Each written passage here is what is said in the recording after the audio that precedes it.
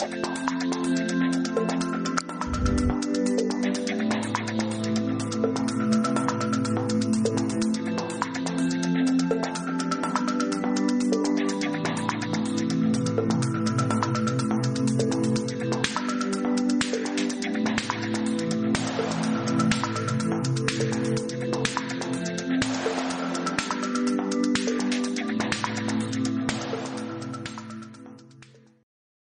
have many emotionally unhealthy people who do not even know how unhealthy they are. Mm-hmm. Of us have grown in our physical bodies, figure 8, figure 9, figure 10, whatever figure you come in with, 6-pack, 5, 10-pack. We've grown in our minds. We've grown education and our dress sizes, but we've not grown in our emotions. So you see mature men and women in marriage who are not even able to do a primary emotional check-in. An example of emotional check-in, go to the Bible. I'm a person of faith. I like to throw in biblical and best framework in the Holy Book. David had a moment of emotional low, and he was asking himself the questions most of us don't ask. He said, "Why are you downcast, oh my soul?" You know, it's simply called emotional check-in. We have people who are not emotionally checking in. You feel anyhow, you act anyhow, you do anything. You are not able to group yourself, have a conversation with yourself, by yourself, for yourself, with you. Not your spouse, and ask this emotion, why am I feeling this way? What is this thing I'm feeling? Because every emotion is carrying a feedback of a feeling. So when you are sad, you are angry, you are blaming your spouse for being sad, but sadness is telling you that you need to increase your creativity. When you feel lonely, you start to project the abandonment to your spouse, whereas loneliness is telling you that you need more outdoor activity and you need to regroup with friends. When you are angry, you look for the man or the woman to blame, whereas your anger is telling you something. Your anger is telling you that you have boundaries that are being violated, and by not effectively communicating those boundaries, you will end up projecting it.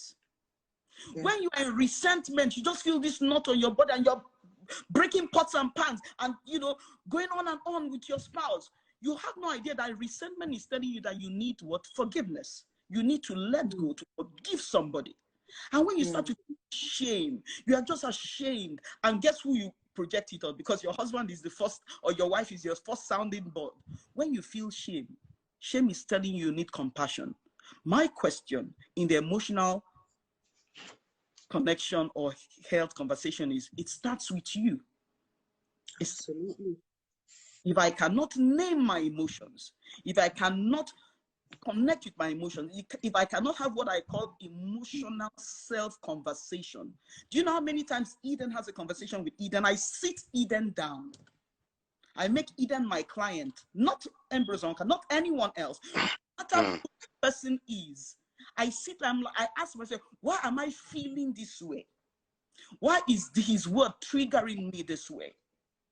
Because one thing you will realize after this session is that you are not as helpless emotionally or as hopeless as you think. And most times, even if the trigger may be your spouse, you are ultimately responsible for your emotional responses. Back to you, Chinda. Wow. Right, you guys, you can see you know, taking from couple relationship point of view, and then it didn't come from a single whole person relationship point of view, like having relationship with yourself first to ensure that you're okay before somebody else can be okay around you. You see, I'm gonna come from the place of a psychological point of view, from your mind, also connecting with your feeling. How do I feel about emotional wellness? Well, ability to name emotions, and those emotions are working optimally. Do you know what I mean? Those emotions are working optimally for your good first and for the good of the person in your life. So let's say, for instance, fear is an emotion. Anger is an emotion. Sadness is an emotion, right? Enjoyment is an emotion. Pleasure is an emotion. Now, when you begin to list all this, pride is an emotion. When you list all these emotions out, you ask yourself, on the scale of 1 to 10, 10 is really, really amazing, and then 0 is nothing. You ask yourself, from the place of fear, from the place of resentment, suspicion, frustration, where do you scale? Where do you place yourself? So if you are talking about emotional health or emotional wellness, you list out your own emotions and you ask yourself, where do I stand in those emotions? If those emotions are not okay, if you're not feeling all right in a positive sense, then it's not healthy. And this is why you have to begin to, like Eden said, talk to yourself on a regular basis. It's almost like a check-up and a wake-up call on a regular basis. Remember, we're talking about how to connect emotionally with you, right? But you first, because if you're not connected as a person, then how are you going to even connect with someone else? If you're not able to manage yourself as a person in all these levels of emotions, then you will not be able to function properly. And I go back to the word whole. So individual wholeness in different types of emotions that we express as a person, as an individual. If you're able to scale high, then you will be an amazing spouse. So I'm really grateful that we understand where we're going now. But let's go a little bit further now. How do we now, we talked about healthiness, okay? There's another aspect where, as a result of unhealthiness, we have what you call emotional trauma, okay? And there are a lot of relationships today that is, I will say, swimming in emotional trauma, like completely strangulated based on emotional trauma. And we hear things on the television, on the social medias, on the news, and all that. Things are happening, and everybody's like, "Whoa, this is evil. This is wickedness. This is this. This is this." The question is this person emotionally healthy or stable that is doing this thing? Most of the time, it's no. So we just want to go into a little bit about emotional trauma, what exactly it is, and I really want us to. And I have an amazing expert here today that will just go a little bit further. The reason is because some of us watching now, or those that's going to watch this in replay, some of you might be going through emotional trauma. You're not even aware. You're not even aware that you are traumatized by something. Some of your actions and some of the expression of your emotions is because of the trauma that is not here, you've not dealt with. So we want to really dive into this aspect. And I will start with Eden. Let's look at this emotional trauma. How do we identify? What are the symptoms? What exactly is emotional trauma? How does it express itself as an individual and also in a marriage?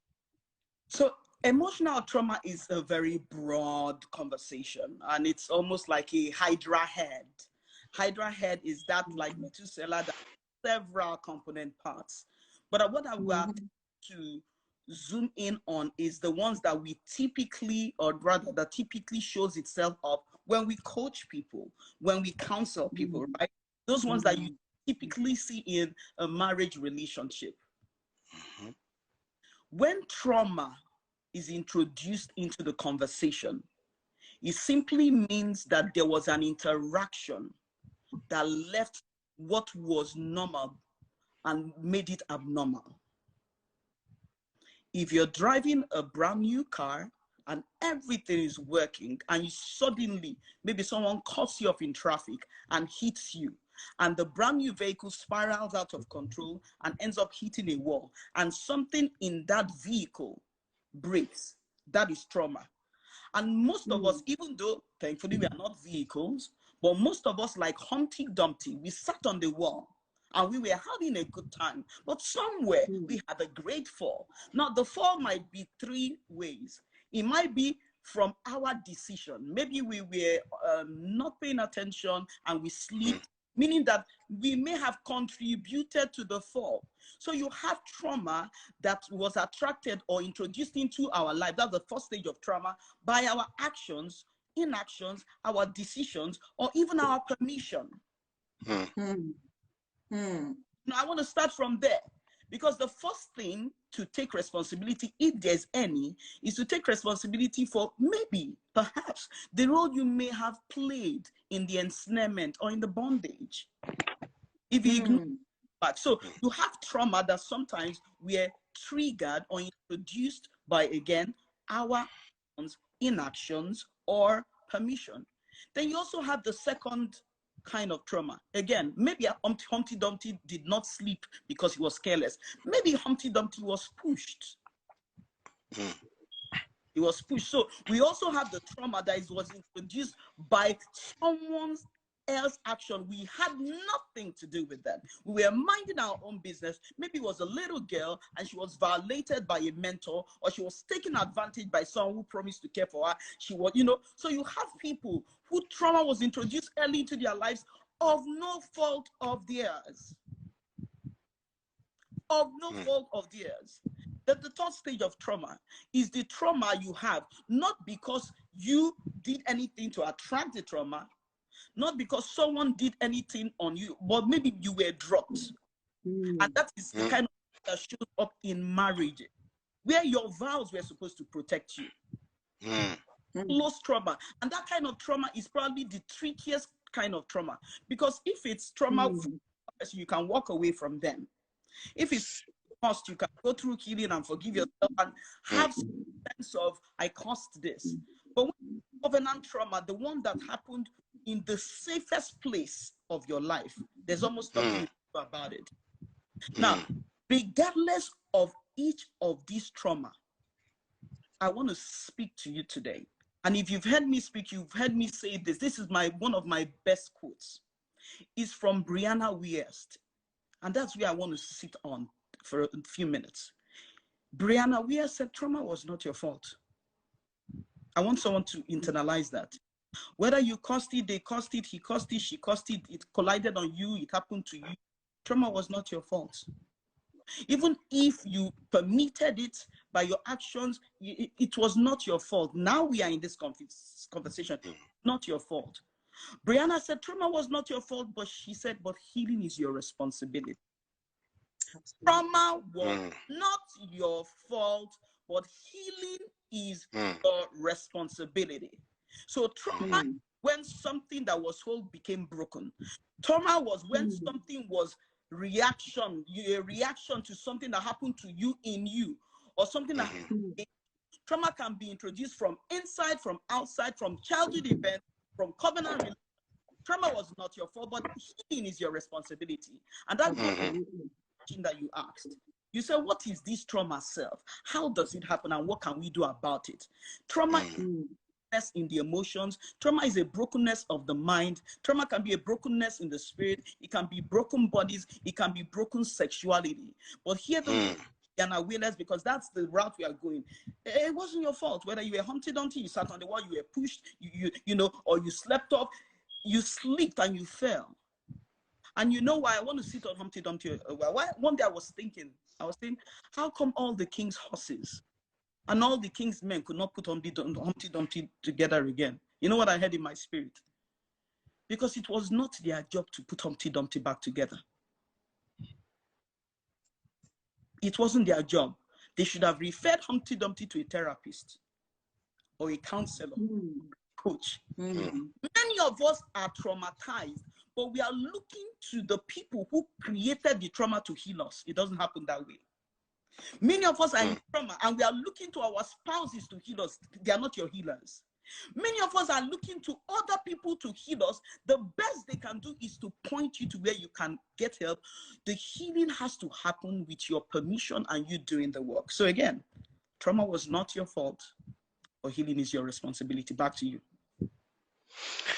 Wow. Trauma is not your fault, but healing is your responsibility. That's very, very deep. Okay, let me allow Coach Tai, please, just to elaborate as well. What some comment on this? I love what my sage has said. Trauma was not your fault, but healing is your responsibility. And honestly, there are so many things that we are not in control of. And, I find that a lot of times we are majoring on the things that we are not in control of, particularly in our marriages and romantic relationships. And even that is almost like we are bringing trauma on ourselves by those actions. When we focus on the things that we have absolutely no control. And that's why I want to take it from where, Eden left off, that healing is your responsibility. Because that is the singular thing that you have control of. Healing is your responsibility. Here you are in this situation, and I will just use a dictionary definition. Trauma is a deeply distressing or disturbing experience. It deeply distresses you, and it could be a one-off experience, but that had a major impact on you, or it could be a continuing experience, like for those who are in abusive relationships, abuse of any kind or any form. And so it's because we don't have control over what has happened to us. But a lot of times we are stuck in that. And we have allowed it to define us, shape us, affect us. We even visit it on other people. We visit that experience on other people, or we visit the outcome that experience has produced in us on other people. And so, it's so important to know that healing is your responsibility. And to take it from there. Trauma, as Eden has said, is a deeply distressing, experience. And it results in certain emotional responses or behaviors or attributes, one of which is anger, one of which is, sadness, one of which is anxiety and fear. All of those things are related, and that's not to say that the fact that you're angry one day is a trauma, because, it's not just that one-off, but when anger becomes your pattern or your nature to things, when fear is, you are now living in an anxious state, you're looking around your shoulder, you can't get into a car because the last time you got into a car, an accident happened while you were there. So right, you have gotten into a traumatic state. Or maybe your spouse did something to you. It might even have been unintended, but it has put you in this frame of mind where you are now existing in a state where, I can't open up because you are allowing the trauma to define you. And you are the number one recipient or beneficiary in a reverse side of the thing that you allow trauma to do to you. You are the first person that will suffer it. So when you give up your power to allow certain things that have happened to you now define you and shape the way you live your life, you are the first person that suffers. I love the way Eden put it, because healing is available. But you have a responsibility, because healing will not come and meet you. You have a responsibility because that healing is also a journey. You must go on that journey. And for me, it's really beautiful when you have a situation where, if it's a marriage related now, both of you are willing to go on that journey. Because to be that, I kid you not, many people have entered marriage with emotional trauma. Yep. And we didn't even know. We are not visiting it on ourselves. It's manifesting as conflict. We don't even know. Yep. We are fighting symptoms. We don't even know the reason that we are fighting. That we are fighting symptoms, not the roots. So what do you do? I will go back to something else that Eden said. That coming to that place of awareness is so key. Awareness, that journey of self-awareness. Who are you? Understanding. Why do I react the way I react? Why do I behave the way why am I so sensitive? Something is said and I'm so sensitive. I'm getting angry. It's saying that there's something there. Your emotions are controlling you. And we were not created for our emotions to control us. We are meant to be able to be in charge or in check of our emotions, be in control of our emotions. If you are at the place where you say, and that's who I am, that's who I am. Nothing like that is who I am. Because we can be better. We were not created to be that way. So, you know, if your emotions are controlling you, it's an unhealthy place to be. Because that means today I'm happy, tomorrow I'm sad, I'm anxious, I'm jumpy. How do people live with me? Even me, I wouldn't like myself. So it's a really, really wide topic. But, you know, if we're going to really narrow it down today, let's look at the person. You. Healing is your responsibility. And it starts by knowing, am I even in this place where I've been traumatized? What can I do to get myself out of this place? Counseling, therapy, coaching, everybody needs it. Oh, every single person on this God's earth needs it. Because there's a certain trauma in all of us. And if we don't deal with, our children will suffer, our spouses will suffer, anyone connected to us will suffer. So I will leave it at that. Wow. Guys, I believe that while you are here listening, wherever you might be, you are conscious. Your consciousness is here and you're fully aware of what is going on within you. Now, there are some things that might be said that without any intention might almost want to trigger something in you, okay? And that's an evidence that you need healing and you need support. A lot of things we see in our marriages, in our relationship, a lot of the expressions of violence, of anger, of this, of that, of loneliness, of seclusion, is as a result of unhealed traumas that we have taken into our marriages and relationships. I always say that every unhealed trauma is magnified by your personality weaknesses. Every unhealed trauma, every injury to your psyche, every experience that you have undergone or you've undergone since you were born in your family, in your home, with your exes, wherever you have been, those experiences that you did not deal with it in your single life, or even some of the experiences you have now in your marriage, it flourishes, it magnifies, it superly push themselves out in a very awkward, dangerous form through your personality weaknesses. Ideally, we all have our weaknesses because we are not God. We have some level of flaws in us, okay? But that's fine because those level of flaws, they are not dangerous to destroy us and destroy our marriage and relationship. But when you have baggages, experiences of the past that you have not addressed as a person, a wife, a husband, an intending couple, and you're here listening to me right now, and you're watching this in replay, you know exactly what I'm talking about, that some of the activities that happened in your marriage last week, last month, last year, what you said, how you behaved, even the way the children are scared of you, your behavior is so monstrous to the state that you are afraid of yourself. But the question is, you are not realizing where it all started. And the wife is saying, what kind of man is this?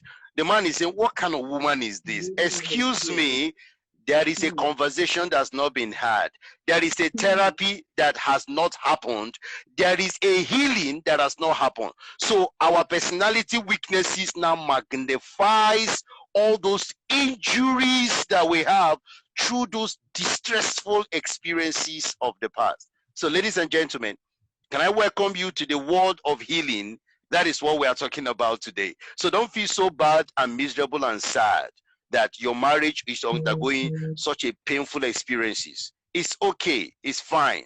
But it's what you do about what we are talking about today that will determine whether you are willing and ready to deal with this. So I want to go into a little bit more.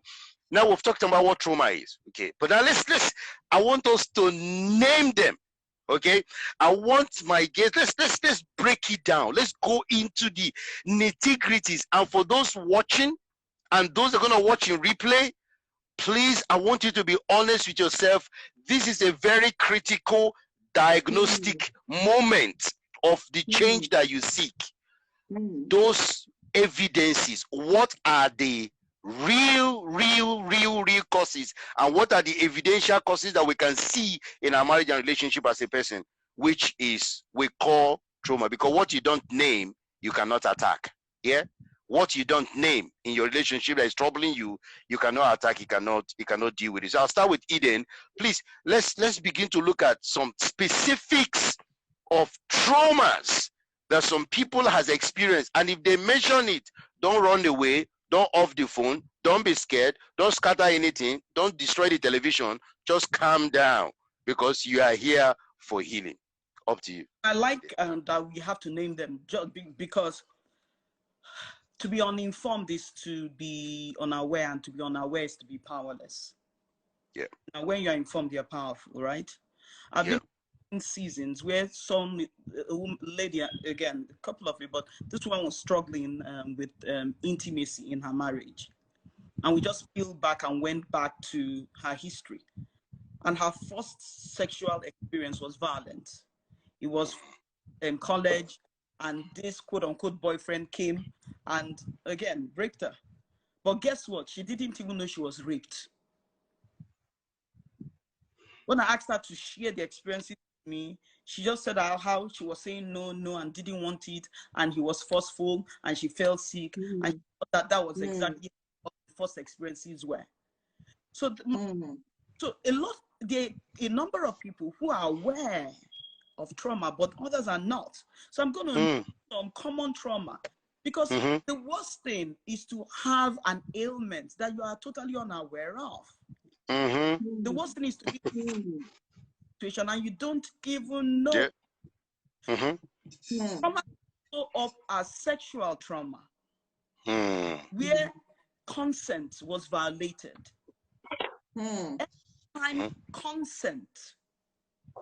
consent is violated in a sexual experience, whether male or female, regardless of gender, but mostly female by data, then trauma is introduced. Sexual trauma is introduced.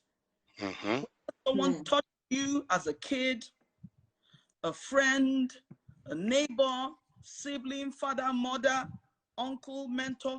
Anytime there's a sexual experience where the dynamics was unequal, you had someone you looked up to take advantage of the situation, or there was forceful sex, or there was a blow of consent, they overrode your will. That is sexual trauma.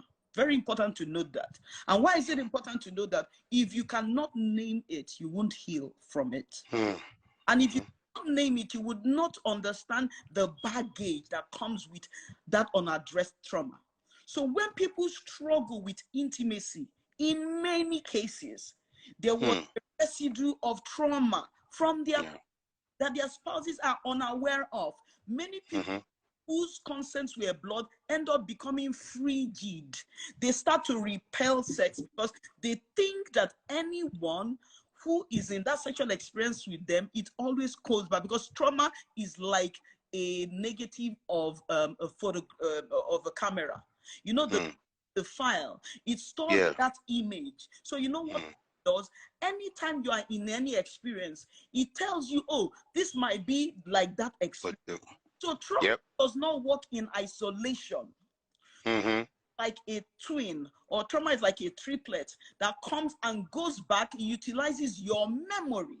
It past events. So even if the new event is not like that, it tells you, come, they have come again. So let's just say you're in a beautiful marriage and your husband, he just wants to touch you some way, or your wife. Trauma goes back to the file that was packed away and tells you, run, they're coming to harm you. So that's sexual trauma. Emotional trauma. Emotional trauma is when your emotional needs were constantly, and I like what Taye said, it's just not, we're not saying, oh, if something happens once, you're saying that's trauma. No, when there was a pattern of consistent emotional neglect, people who were abandoned as children, people who witnessed parents have debilitating, crazy break up. And maybe the mom who took them or the dad who took them was still in the throes of pain and anger and projected it. People who heard their parents say, I wish you were not born, or you are the cause of this. And suddenly, even if the parents did not say it, the child thinks that the parents broke up because of them. A child does not understand the drama, thinks the drama was because of them. So they grow up with emotional abandonment. Emotional sounds like people who grow up with daddy issues, where they longed for affection of a father. So you have a lot of little girls, even though they are women, they're still little girls that never had the validation of a father. So they start to look for the father's validation in every man they meet. That is emotional. When your emotional needs are ignored, neglected, or bulldozed over, you have emotional trauma. But there's another kind of trauma. There's psychological trauma, and that one is very lethal, because psychological trauma messes with your mind. When you have a mentor, when you have a leader, when you have a spouse or a friend or people who you are connected with who play mind games, it's almost like they mess with your memory. They make you think that what you are saying is not valid. They make you think that white is black and black is white. So you have issues like gaslighting. Someone can give you, maybe someone can push you and tell you, why did you push me? And you're like, no, I didn't push you, or you pushed me. So they take an event and rewrite the event constantly, to the point that you begin to say, am I okay? Am I no?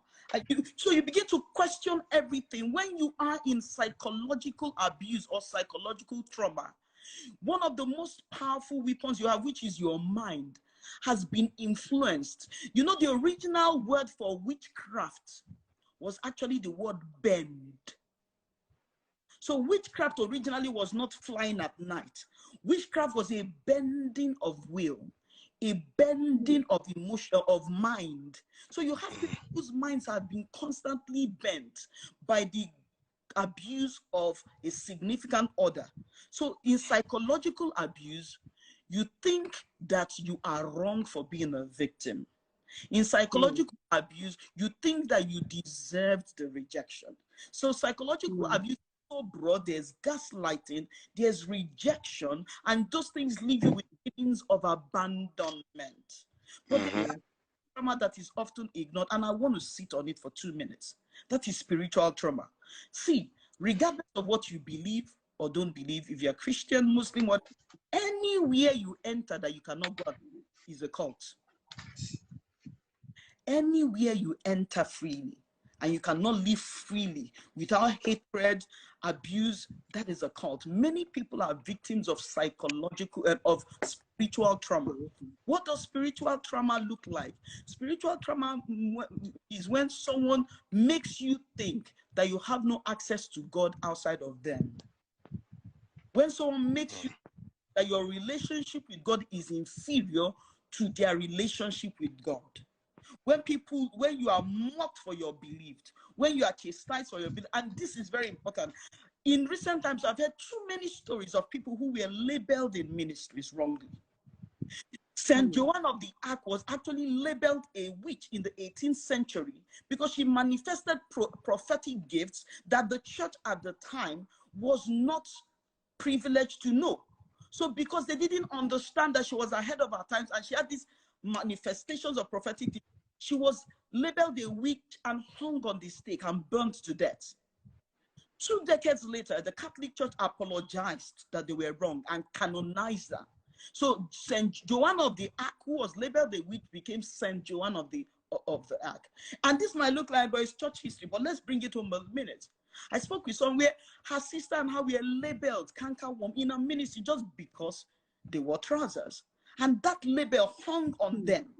I remember in boarding school being labeled a witch. Why? Because at the time I was not born again. I worshipped different. I was Catholic. So I was sleeping and they said we were a witch. That is psychological trauma. Do you know that could have prevented me from ever embracing Pentecostalism? Because my first interaction with Pentecostals were bullying. So they labeled us a witch because we were twins and we looked alike.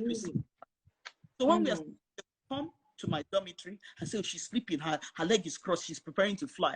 I was 9 or 10 in boarding school in Kwara State. This was new to me. But you know what? That was my first introduction to spiritual trauma, where people gang up because you are different doctrine, where people gang up against you. And almost like at that season in my life, they invalidated my faith. I felt like, I remember going to bed and literally praying to God, God, please make me a witch.